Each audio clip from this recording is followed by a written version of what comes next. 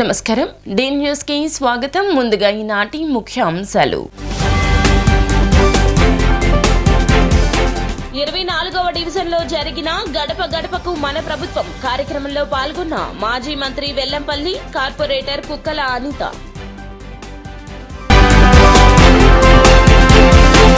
కాలుష్య నియంత్రణ పోరాట సమితి ఆధ్వర్యంలో ప్రెస్ మీట్ ఈ సందర్భంగా మాట్లాడిన అధ్యక్షులు చెరుకుపల్లి సురేష్ కుమార్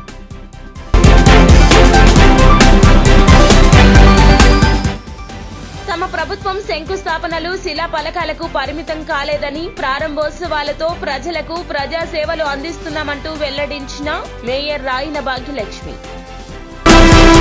24వ డివిజన్లో జరిగిన గడప గడపకు మన ప్రభుత్వం కార్యక్రమంలో భాగంగా మాజీ మంత్రి ఎమ్మెల్యే వెల్లంపల్లి కార్పొరేటర్ కుక్కల అనిత పాల్గొన్నారు. ఈ సందర్భంగా వెల్లంపల్లి మాట్లాడుతూ దమ్ము ధైర్యం ఉంటే పవన్ కళ్యాణ్ చంద్రబాబు సింగిల్ గా పోటీ చేయాలన్నారు. సీఎం జగన్ ను ఎదుర్కొనే సత్తా చంద్రబాబు పవన్ కు లేదన్నారు. నారా భువనేశ్వర్కి ఎప్పటి నుంచో ఓ కోరిక ఉందని చంద్రబాబును పక్కన పెట్టి లోకేష్ ను సీఎం చేయాలని చూస్తోందన్నారు.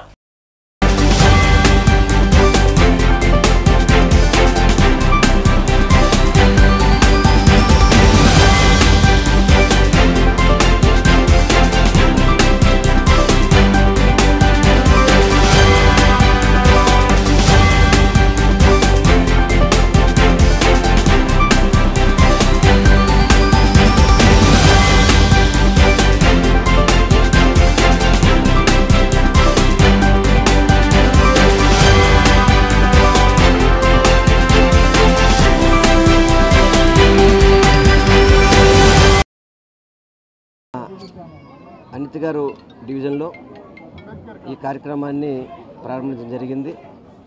ఈ యొక్క డివిజన్ సంబంధించి రమేష్ గారు, ఇతర ముఖ్య నాయకులు, పార్టీ పెద్దలు, పార్టీ నాయకులు, గృహసారథులు, అదేవిధంగా మా సచివాలయం కన్వీనర్సు అందరం కూడా కలిసి ఈరోజు ప్రతి ఇంటికి కూడా వెళ్ళడం జరుగుతుంది. ఈ డివిజను చాలా చిన్న చిన్న స్లమ్ ప్లేస్ అయినా కానీ మొత్తం టోటల్గా యూజీడీ అండర్గ్రౌండ్ డ్రైనేజ్ వేయించడం కానివ్వండి, సిమెంట్ రోడ్లు వేయించడం కానివ్వండి, పూర్తిగా కూడా చక్కగా వాళ్ళకి ఎటువంటి అవసరం ఉంటే అవసరం తీరే విధంగా కూడా అభివృద్ధి చేయడం జరిగింది. కొంత ఇళ్ల పట్టాలు రిజిస్ట్రేషన్ ఇష్యూ కొంత పెండింగ్ ఉంది, దాన్ని కూడా సార్ట్అవుట్ చేస్తామని చెప్పడం జరుగుతుంది.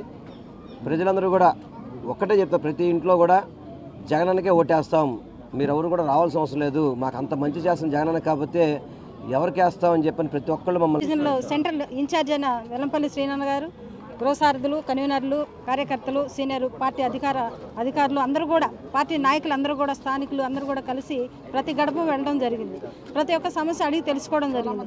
ప్రతి ఒక్కరు కూడా పథకాలు వస్తున్నాయి, అమ్మఒడి వస్తుంది, విద్యా దీవెన వస్తుంది, విద్యా కానుక వస్తుంది, చేయూత వస్తుంది. ఇంకా జగనన్న కాకపోతే ఎవరికి వేస్తాం మేము ఓట్లు, మీరు రానక్కర్లేదు, ఇళ్ళన్నీ కూడా జగనన్న ఓట్లు, ఇవన్నీ జగనన్న ఇళ్ళే అని చెప్తున్నారు. కాలుష్య నియంత్రణ పోరాట సమితి ఆధ్వర్యంలో ప్రెస్ మీట్ నిర్వహించారు. ఈ సందర్భంగా అధ్యక్షులు చెరుకుపల్లి సురేష్ కుమార్ మాట్లాడుతూ కొండపల్లి మున్సిపాలిటీ వద్ద ఉన్నటువంటి థర్మల్ పవర్ స్టేషన్ 1979లో 210 మెగావాట్ల విద్యుత్తో ప్రారంభించారన్నారు.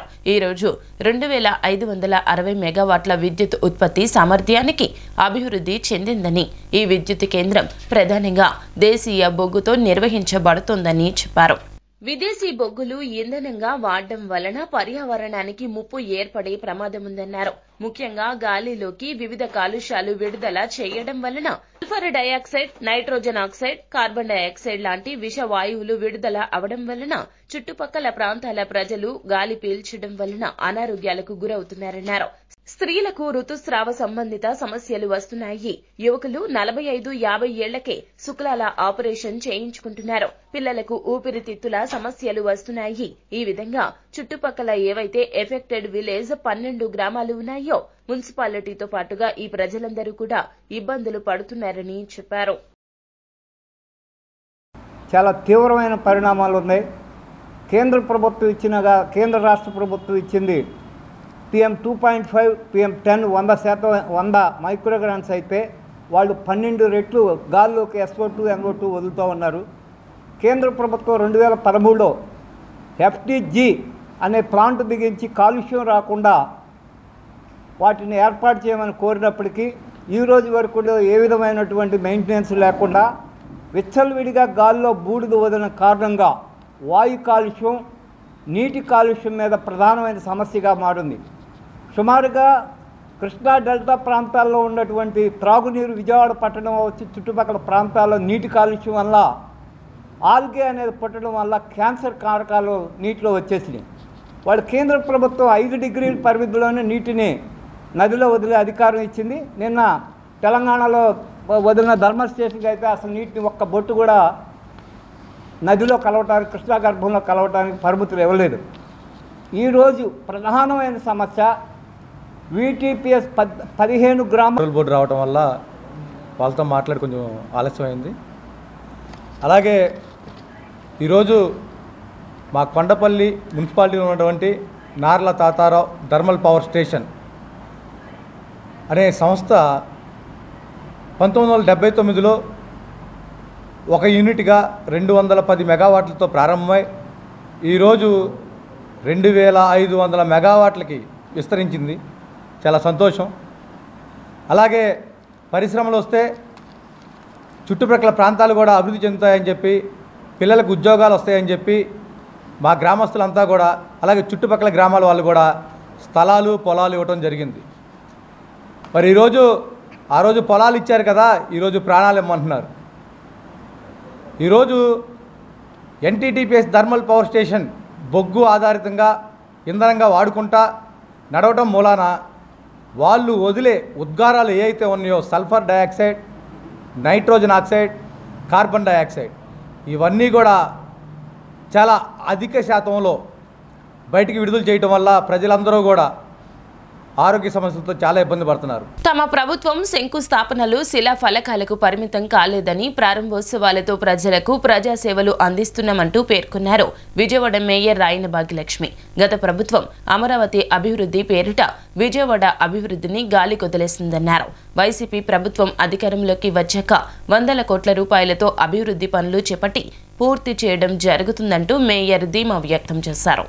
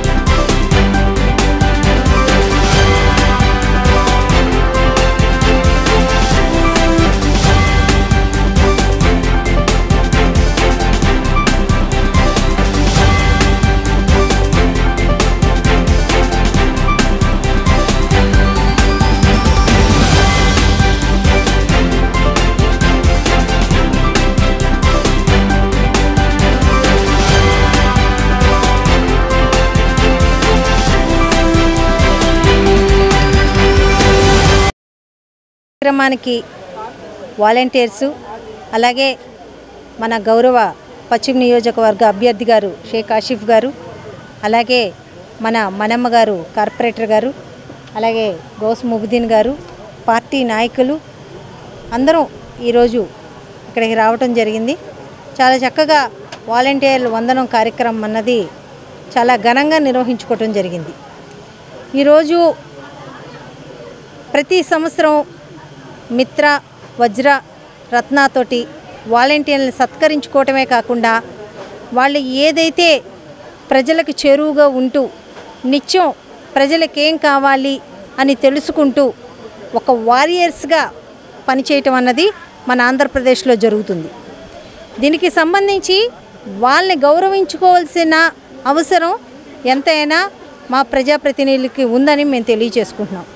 ఎందుకంటే కరోనా కష్టకాలం నుంచి ఈ రోజు వరకు చూసుకుంటే ఎండనక వాననక కొండనక గుట్టనక ప్రతి ఒక్క ప్రాంతానికి ఎక్కడైతే అర్హులైన లబ్ధిదారులు ఉన్నారో కొండ చివర ఉన్నా కానీ పొద్దున్నే 1వ తారీఖు 5వ గంట కల్లా వెళ్ళి వాళ్ళకి ఫంక్షన్లు ఇవ్వటము, వాళ్ళ ముఖంలోని చిరునవ్వు చూడటం అన్నది మా వర్గంలో వాలంటీర్కి వందనం అనే అవార్డు ప్రదానోత్సవ కార్యక్రమాన్ని ఏర్పాటు చేయడం జరిగింది. ఈ యొక్క వాలంటీర్స్కి మనం వాళ్ళు చేసిన సేవలకి గుర్తించి ప్రభుత్వం వాళ్ళకి సన్మానం చేయడం జరుగుతుంది. వజ్ర అని, సేవారత్న అని, మిత్ర అని చెప్పేసి అన్ని విధాలుగా వాళ్ళకి ఒక పథకాలు ఇస్తూ వాళ్ళకి సన్మాన కార్యక్రమాన్ని ఏర్పాటు చేసి వాళ్ళల్లో ఉన్న చైతన్యవంతులుగా ఎవరైతే బాగా కష్టపడుతున్నారో వాళ్ళందరికీ ఈ యొక్క అవార్డ్స్ ఇచ్చి మేము వాళ్ళని గౌరవించుకుంటున్నాం. రాజకీయాలకు అతీతంగా ఆపదలో ఉన్న నిరుపేదల ఉపాధి కల్పన కొరకు దేవినేని నెహ్రూ ట్రస్ట్ ద్వారా సేవా కార్యక్రమాలు నిర్వహించడం అభినందనీయమని ఎంపీ కేశినేని నాని ఎన్నో సంవత్సరాల నుంచి ట్రస్ట్ తరపున అనేక సేవా కార్యక్రమాలు నిర్వహిస్తూ ప్రజలకు దేవినేని ట్రస్ట్ అండగా నిలుస్తుందని పేర్కొన్నారు. వర్గంలోని 5వ డివిజన్లో 5 నిరుపేద కుటుంబాలకు దేవినేని రాజశేఖర్ నెహ్రూ ట్రస్ట్ ద్వారా బళ్ళు పంపిణీ కార్యక్రమం నిర్వహించారు. ఈ కార్యక్రమంలో ఎంపీ కేశినేని నాని, దేవినేని అవినాష్, స్థానిక డివిజన్ కార్పొరేటర్ కలపాల అంబేద్కర్తో కలిసి వాటిని అందించారు. ఈ సందర్భంగా నాని మాట్లాడుతూ నిరుపేదలకు అండగా దేవినేని నెహ్రూ చారిటబుల్ ట్రస్ట్ ద్వారా నగరంలో విద్య, వైద్య, ఉపాధి రంగాలలో అనేక సేవా కార్యక్రమాలు చేయడం అభినందనీయమన్నారు. భవిష్యత్తులో ఇలాగే అవసరమైన నిరుపేద కుటుంబాలకు నెహ్రూ ట్రస్ట్ ద్వారా సేవా కార్యక్రమాలు కొనసాగించాలని కోరారు.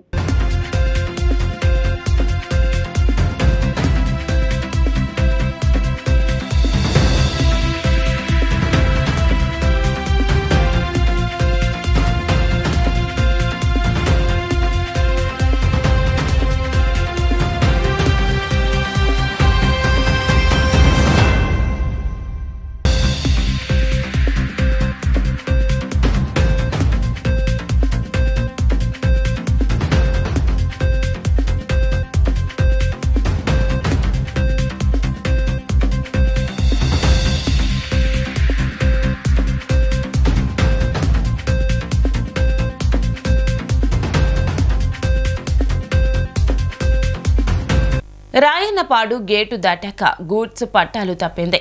హైదరాబాద్ నుండి విజయవాడకు వస్తున్న రైలు గేటుకు స్టేషన్కు మధ్యలో తప్పినట్లు సమాచారం. 2 బోగీలు పట్టాలు తప్పినట్లుగా తెలుస్తోంది.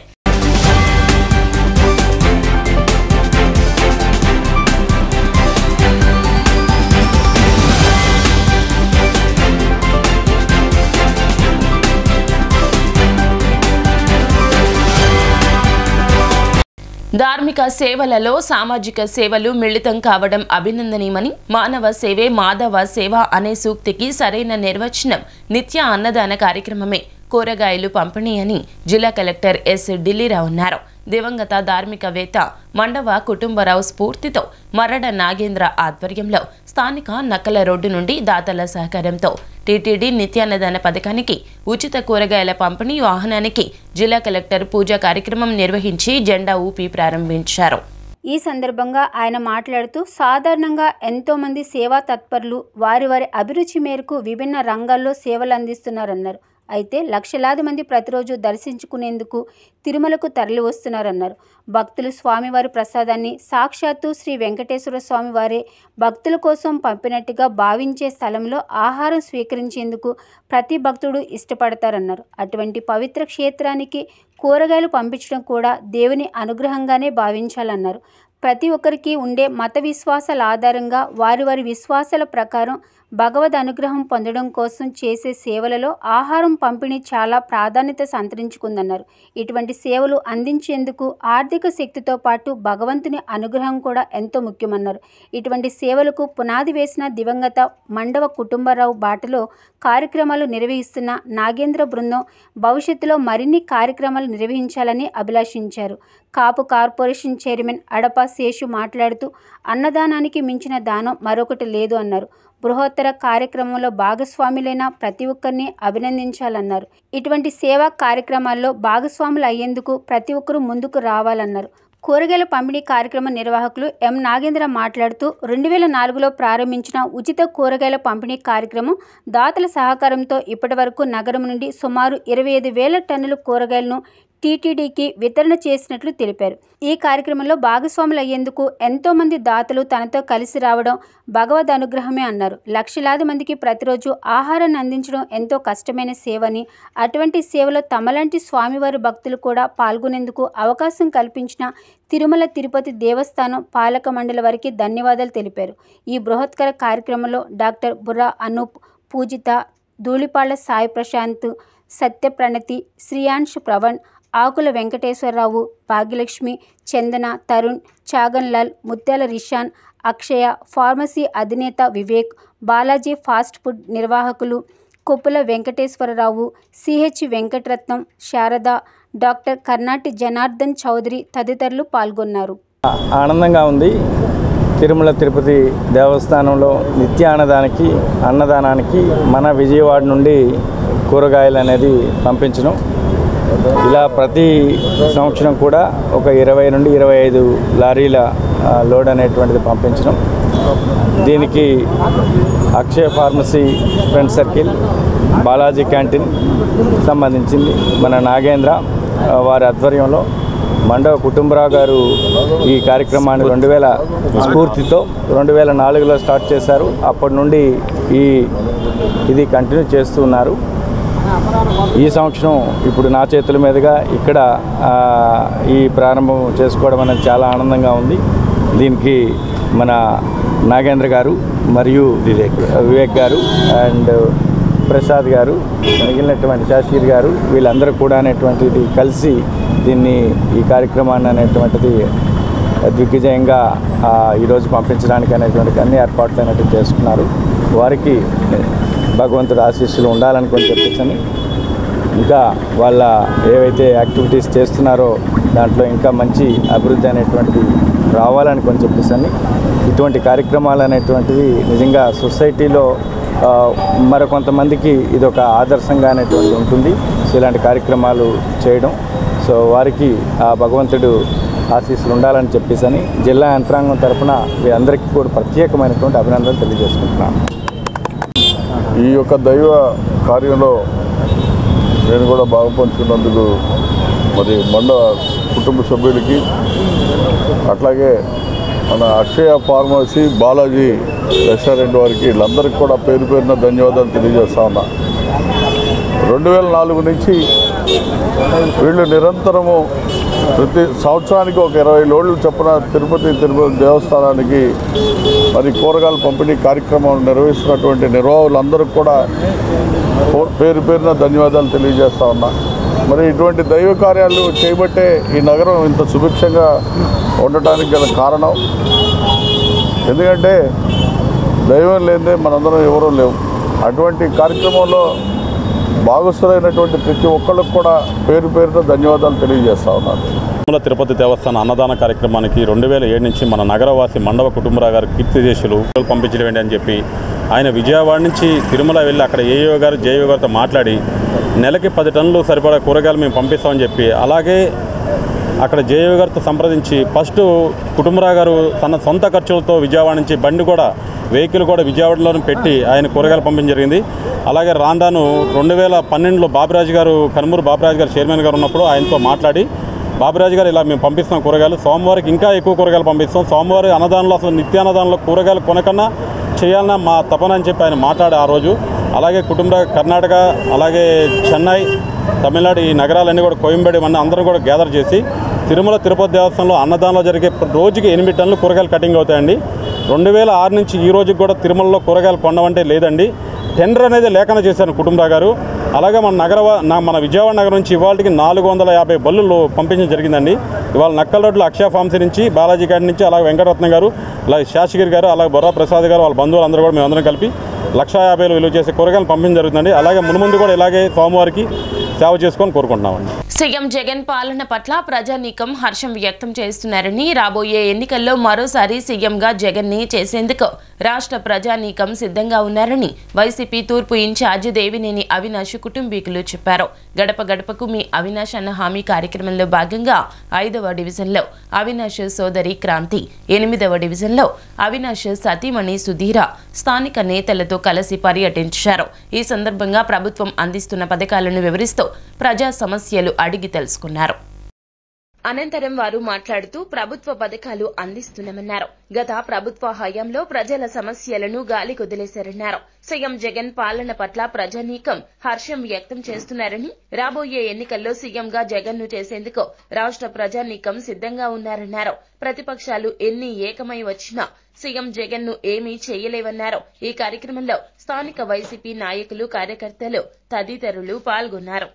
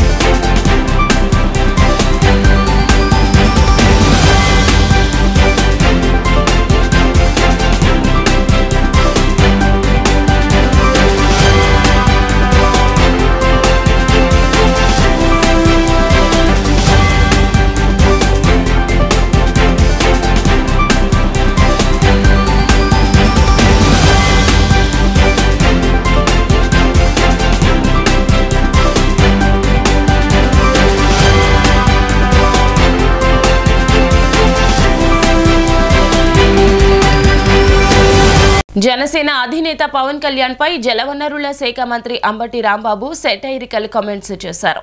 రాజకీయాల్లో పవన్ ఒక అనైతిక రాజకీయవేత్త అంటూ ఘాటు విమర్శలు గుప్పించారు. ఆయన మీడియాతో మాట్లాడుతూ పవన్ కళ్యాణ్ మాటలు చిత్రంగా, ఆశ్చర్యకరంగా ఉన్నాయి అన్నారు. పవన్ లాంటి అనైతిక రాజకీయవేత్త ఈ రాష్ట్రంలోనే లేడు అన్నారు. ఒక పార్టీతో పొత్తులో ఉండి మరో పార్టీతో రాజకీయం చేస్తున్నాడని విమర్శించారు. ఓట్లు కొనుక్కోకూడదని చెగువేరాలాగా పవన్ కాకమ్మ కథలు చెప్పాడని మండిపడ్డారు. మళ్లీ మాట మార్చి ఓట్లు కొనుక్కోమంటూ తన కేడర్కు పవన్ లైసెన్స్ ఇచ్చాడని కామెంట్ చేశారు. రాజకీయాల్లో డబ్బులు లేకపోతే కుదరదు, రాజకీయాల్లో ఖర్చు పెట్టాల్సిందే, ఎంత ఖర్చు పెడతారో మీ ఇష్టం, ఓట్లు కొంటారో లేదో మీ ఇష్టం అంటే లైసెన్స్ ఇచ్చాడు. ఓట్లు కొనుక్కోండి అనేటువంటి పద్ధతిలో మాట్లాడు. మొన్నటిదాకానేమో చెగువీరా అన్నాడు, కమ్యూనిస్టులు అన్నారు, ఓట్లు కొనకూడదు అన్నాడు, ఓట్లు ధర్మంగా వేయాలన్నాడు.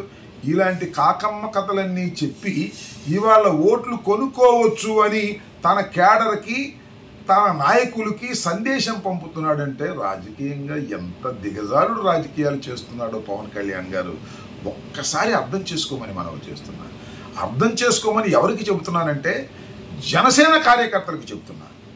వారు పాప మీద పవన్ కళ్యాణ్ గారు సిన్సియర్గా ఉంటారు, పవన్ కళ్యాణ్ గారు చాలా గొప్పవాడు, మా పవన్ కళ్యాణ్ గారు అవినీతికి వ్యతిరేకం అని చెప్పినటువంటి పెద్ద మనుషులు ఇవాళ నీతి లేని అవినీతి రాజకీయాలు చేయడానికి కూడా సిద్ధపడుతున్నటువంటి చెగువురా వారసుని చెప్పుకుంటున్నటువంటి పవన్. టీడీపీ వైసీపీ హయాంలో సెంట్రల్ నియోజకవర్గంలో అభివృద్ధి శూన్యమని సిపిఎం రాష్ట్ర కార్యదర్శి వర్గ సభ్యులు సిహెచ్ బాబురావు మండిపడ్డారు.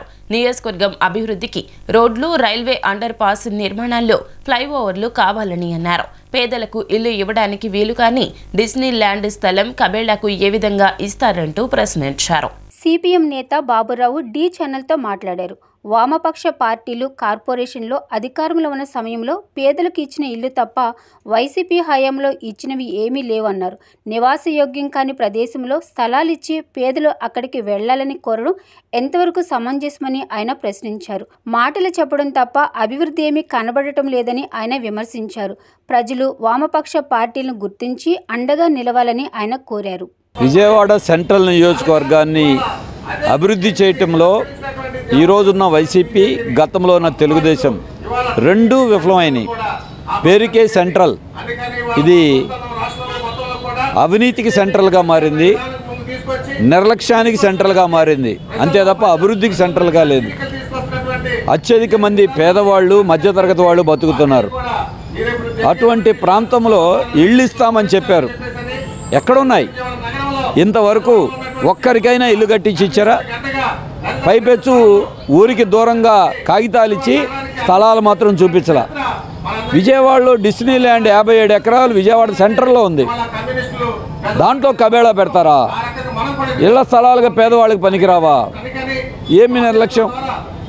అంతేకాదు, విజయవాడ సెంట్రల్ నియోజకవర్గంలో ఫ్లైఓవర్ బ్రిడ్జీలు, అండర్ బ్రిడ్జీలు కట్టాలి, రైల్వే ట్రాక్లు ఉన్నాయి, కాలువలు ఉన్నాయి, కానీ మొండి గోడలు మాత్రం కనబడుతున్నాయి. 15 ఏళ్ల నుండి గుణదల ఫ్లైఓవర్ బ్రిడ్జి పునాదులు ఆగిపోయింది. సిగ్గుపడాలి ఎమ్మెల్యేలుగా చేసిన వాళ్ళు. మధురానగర్ ఫ్లైఓవర్ అండర్ బ్రిడ్జ్ 5 సంవత్సరాల నుంచి అవుతానే ఉంది. బాంబే కాలనీ ఊసేయలేదు. సింగనగర్లో ఆ రోజు కమ్యూనిస్టుల హయాంలో కట్టిన ఫ్లైఓవర్ తప్ప జనం పెరిగిన ఫ్లైఓవరు లేదు, వంతెనలు లేవు. మీరు ఇంకా ఏం చేశారు? పేదవాళ్ళకి కనీసం ఏ రోజు 20 ఏళ్ళు 25 ఏళ్ల క్రితం ఇల్లు తీసి వాళ్ళకి ఇల్లు ఇస్తే ఇంతవరకు పట్టాలు ఇవ్వాల. బాంబే కాలనీ, రాజరాజేశ్వరిపేట అవ్వచ్చు, ఇంకా అనేక ప్రాంతాల్లో పట్టాలు ఇవ్వడానికి ఏమైంది గవర్నమెంట్కి? ఇదే కాదు, ఇక్కడ ఉన్నటువంటి పాత గవర్నమెంట్ ఆసుపత్రుల్లో గర్భిణీ స్త్రీలకి బెడ్ లేక ఒక మంచం మీద 3 పడుకోబెడుతున్నారు. అది 5 ఏళ్ళు అయింది దానికి ప్రారంభించి, అది పునాదులు ఆగిపోయింది. స్థలాలను అమ్ముకోవటం, భూ కబ్జాలు చేయటం తప్ప ఈ నియోజకవర్గంలో చేసింది లేదు. ఇది ఒక వ్యాపార కేంద్రం. ఈ వ్యాపార కేంద్రంలో ఉన్నటువంటి ఇక్కడ కనీసం వ్యాపారస్తులకి సమస్యలు, పేదవాళ్ళకి పట్టించుకోలేదు. అందుకే ఈ నియోజకవర్గాన్ని నట్టేట ముంచారు వీళ్ళందరూ. వీళ్ళకి పరిపాలించే హక్కు లేదు. అందుకే రాబోయే రోజుల్లో మీరు గతంలో టీడీపీని చూశారు, వైసీపీని చూశారు. ఈ సెంట్రల్ అభివృద్ధి కోసం కమ్యూనిస్టుల హయాంలోనే సింగనగర్కి, పాయకాపురానికి మంచినీళ్లు, పట్టాలు, ఫ్లైఓవర్ బ్రిడ్జీలు ఆ రోజు కార్పొరేటర్లుగా కమ్యూనిస్టులు ఉన్నప్పుడే జరిగింది, ఇప్పుడు జరిగింది లేదు. అందుకే శాసనసభ్యులుగా సిపిఎంకి, కమ్యూనిస్టులకి అవకాశం ఉండి అభివృద్ధి పథంలో నడిపిద్దామని చెప్పి ప్రజలకు విజ్ఞప్తి చేస్తాను. వైసీపీ నుంచి మరో సిద్ధం సభ ఖరారయ్యింది. మార్చి మొదటి వారంలో సిద్ధం సభతో తమ ఎన్నికల ప్రచారాన్ని దద్దరిల్లేలా ప్రకటనలు చేయడానికి సీఎం జగన్ సిద్ధమయ్యారు. 4వ సిద్ధం సభను పల్నాడు జిల్లాలో నిర్వహించనున్నట్లు తెలుస్తోంది. మార్చి మొదటి వారంలో పల్నాడు జిల్లా చిలకలూరిపేట నియోజకవర్గ పరిధిలో ఈ సభ జరగనుంది. ప్రాంగణంలో సభను నిర్వహించనున్నారు. 4 జిల్లాల శ్రేణులతో పాటు నెల్లూరు, ప్రకాశం, గుంటూరు, కృష్ణా 4 ఉమ్మడి జిల్లాల నుంచి 54 నియోజకవర్గాల నుంచి కేడర్ ఈ సభకు హాజరు కానున్నారు. రాప్తడులో నిర్వహించిన సభను మించి ఈసారి చిలకలూరిపేట సభ నిర్వహించేలా ఏర్పాట్లు చేసినట్లు తెలిసింది. కంచుకోటలను బద్దలు కొట్టేలా జరుగుతున్న సిద్ధం సభకు కీలక ప్రాంతాలను వేదికలుగా వైఎస్ఆర్సీపీ ఎంచుకుంటుంది. భీమిలి, దెందులూరు, రాప్తాడు, చిలకలూరిపేటలో వైఎస్ఆర్సీపీ తొలిసారి మాత్రమే గెలిచింది. ఇక్కడ భారీ సభల నిర్వహణ ద్వారా రాజకీయంగా పైచేయి సాధించడంతో పాటుగా వైఎస్ఆర్సీపీ కేడర్లో కొత్త ఉత్సాహం పెరుగుతుందని భావిస్తున్నారు. ఈ సభలోనే సీఎం జగన్ కీలక ప్రకటన చేస్తారని తెలుస్తుంది. గెలుపు నినాదంతో పాటు రైతులకు, మహిళలకు సంబంధించిన కీలక ప్రకటన ఉంటుందని సమాచారం. 4 ముఖ్యమైన రీజియన్లలోని 4 ప్రాంతాల్లో సిద్ధం సభలు పూర్తి అయిన తర్వాత పార్టీలో, ప్రభుత్వంలో కీలక సమావేశం ఉండవచ్చు. ఆ తర్వాత పాలనాపరంగా కీలక నిర్ణయాలు తీసుకునే అవకాశం ఉంటుంది.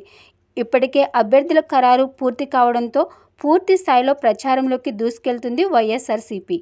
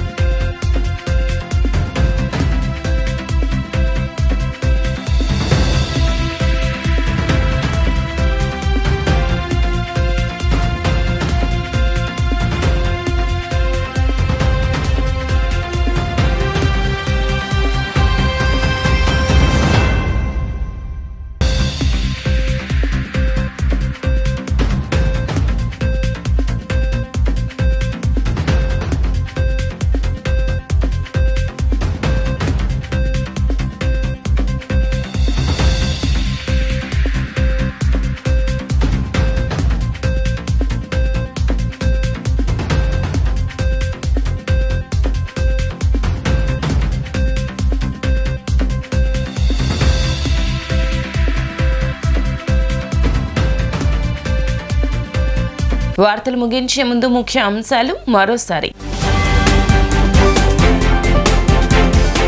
24వ డివిజన్లో జరిగిన గడప గడపకు మన ప్రభుత్వం కార్యక్రమంలో పాల్గొన్న మాజీ మంత్రి వెల్లంపల్లి, కార్పొరేటర్ కుక్కల అనిత.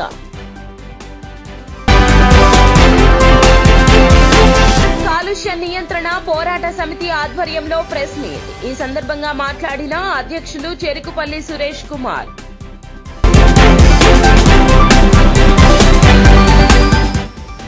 తమ ప్రభుత్వం శంకుస్థాపనలు శిలా పలకాలకు పరిమితం కాలేదని, ప్రారంభోత్సవాలతో ప్రజలకు ప్రజాసేవలు అందిస్తున్నామంటూ వెల్లడించిన మేయర్ రాయిన భాగ్యలక్ష్మి. డి న్యూస్ సమాప్తం. నమస్కారం.